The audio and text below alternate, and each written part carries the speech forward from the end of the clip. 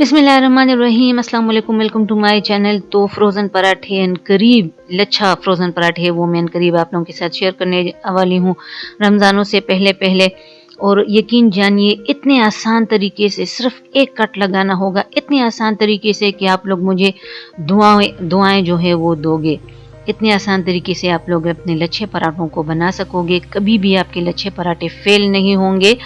और तरीका इतना आसान है कि इससे पहले आप लोगों ने कभी किसी से भी ये तरीका नहीं सीखा होगा जिस तरह से मैं लच्छा पराठे जो है वो बनाती हूँ। और इसकी जो वर्कें हैं वो अभी आप लोग देख लीजिएगा कि कितनी आसानी से ये खुल जाती हैं। बस थोड़ा सा टाइम दीजिए कि मैं इसको एडिट कर सकूँ।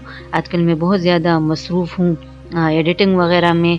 तो फ़िलहाल के लिए इतना ही। अगर पसंद आती है तो लाइक करें, शेयर करें। चैनल पे नए हैं तो प्लीज़ प्लीज़ प्लीज़ सब्सक्राइब करें। देखने के लिए बहुत बहुत शुक्रिया।